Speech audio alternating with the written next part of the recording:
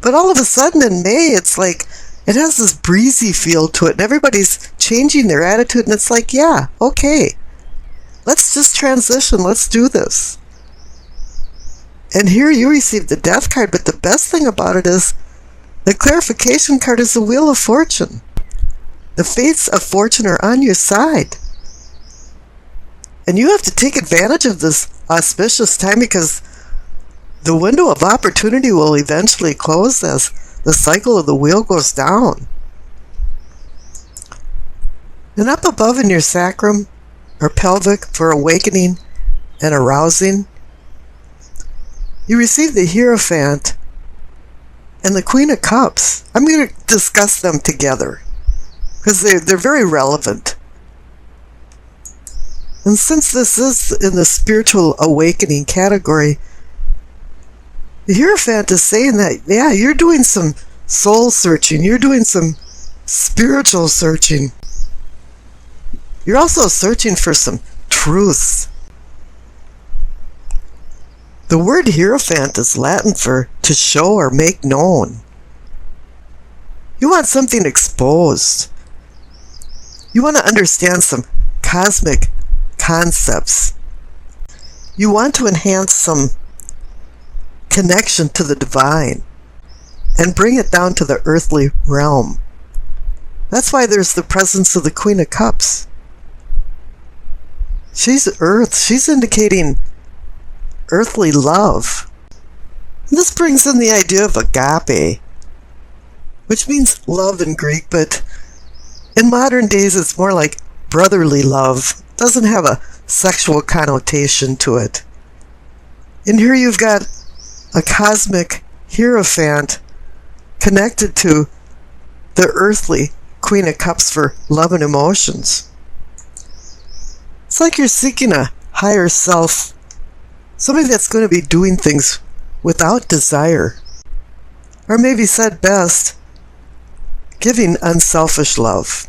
And this seems to be the quest of your spiritual self. And this seems to be the quest of your spiritual awakening. Now up above, in your solar plexus for sensing and feeling, you receive the Sun card twice. This indicating that there's a new day dawning. It's offering clarity, understanding, and fulfillment. Suddenly things are coming into focus from the nourishing lifeline rays of the sun. It's like there's some kind of purification going on. You know, you've been walking in the obscure path of the moon, and all of a sudden the sun rises. The sun portends success, abundance, and joy. That your unconscious inner self is in balance with your conscious fore self. As usual, there's rocky roads ahead, but you're optimistic and emotionally prepared for what comes your way now. You've overcome your shadow self. And the illumination of the sun is a spiritual enlightenment. And that's what you are seeking down in the pelvic and sacrum area with the Hierophant. A spiritual enlightenment. A light that draws you towards it. You know, the word illumination in Latin actually means spiritual enlightenment. But to acquire the happiness of the sun, you need to have simplicity. It just boils down to honesty and sincerity. Unpretentiousness that brings an indescribable wholeness of being. All of a sudden now you're just feeling the joy of living and the delight of being alive. Now the center cards for the heart of the matter. You receive the Knight of Cups and the King of Cups. And there's a lot of water and emotion energy going on here because you've got the Queen of Cups next to the Hierophant. So you've got 3 out of 4 court cards from Cups. This reading has to do with your emotional well-being and it moving forward to more deeper bonds, more deeper emotional bonds. The Knight is offering the cup of opportunity. which is filled with emotions and love. And the King of Cups is the apex of emotional control. And he's also one that assists in ameliorating a broken heart or a hurt heart. And he's connected to the Ten of Swords from the past. He's there to say, yeah, it's okay. Let's just move on. We can love again. And down on the bottom right for the communicating and teaching, you receive Temperance. This is just a reminder from the King of Cups up there to temper and control your emotions. But Temperance is one of the major arcana cards that can breach the conscious to the unconscious side. And it appears now that they're meshing. And you're going into balance. And the clarification card is the Chariot. He's reminding you too of having discipline and self-control. He's working off temperance. They're both about tempering and moderating your behavior, your emotions. And this is reinforced above for the third eye for seeing and envisioning. You received another major arcana card, the Strength. Yeah, it's saying to temper the beast inside you and identify the beast inside other people that surround you. It's saying to have the strength to overcome your obstacles and divine courage to overcome fear, to find patience. And once you overcome fear, you acquire confidence. And the clarification card is the Nine of Cups. It's the Wish card. This card keeps showing up over and over again in these May readings. And I keep saying, curiosity killed the cat. And everybody forgets the second line. Satisfaction brought him back. And the Nine of Cups is about satisfaction and contentment in your life. Now up above, for the crown of knowing and understanding, you receive the Queen of Cups again. So this is connected to the Hierophant and Queen of Cups down in your spiritual awakening. She's connecting again to the Hierophant for seeking the truth, finding love, knowing what agape is, knowing that you're searching for brotherly love as well as intense carnal love. But once again, there's a few storm clouds over the kingdom because the clarification card is the Three of Swords. The Heartbreak card, the one that checks you into Heartbreak Hotel. You've had some ups and downs. And usually this card indicates that there's been some kind of severed ties. Or something that happened that broke your heart. Sometimes they say it's a triangle of lovers. 3 involved, maybe somebody's married and somebody's not. This could even be some wounds from some painful rejection. But whatever happened is now bumping you into a new reality. Because I pulled another clarification card for the Queen of Cups and the Three of Swords and you received the Ace of Pentacles. Yeah, Pentacles means Capricorn. You're now given a new beginning. It's really up to you to accept this one pentacle with the promise of more. But you have to do the hard work for this to become a reality. Now we've already discussed the past cards, so let's jump over to the future cards because the main future card, once again, is the Ace of Pentacles, just in case you missed the message. Up above with the Queen and the Three of Swords, there's the Ace of Pentacles again. Yes, the Ace of Pentacles is extending possible gifts of value and fates of fortune for wealth.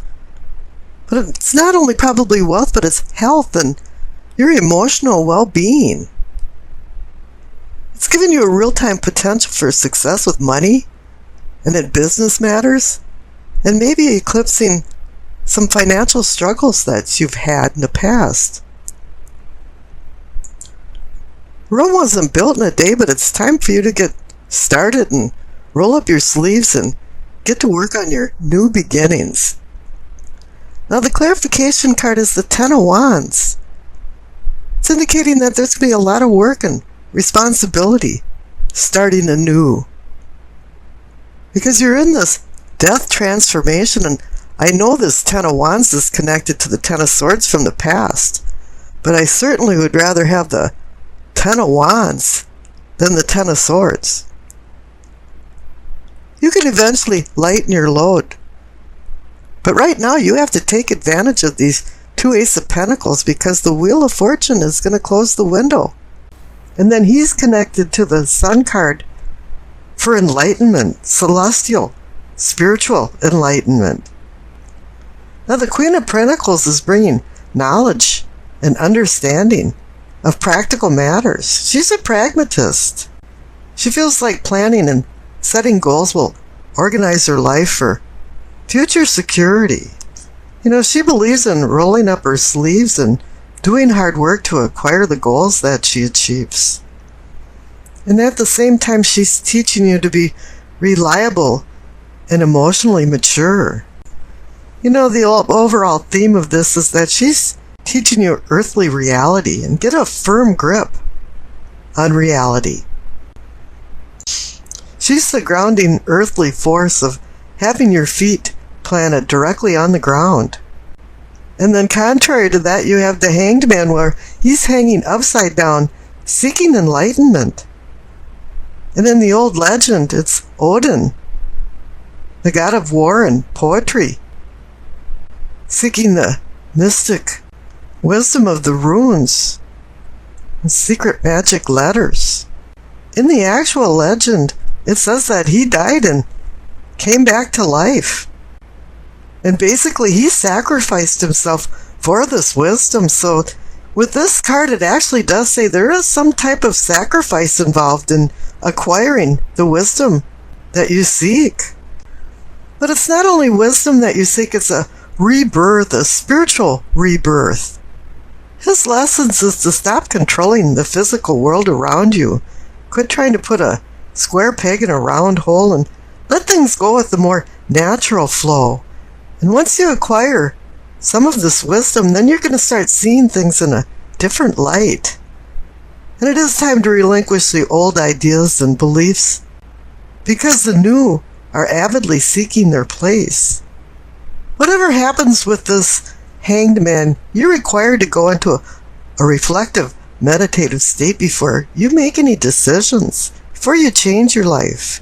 Make sure you know where you're at, and take the advice of the Queen of Pentacles and have a grip on your reality.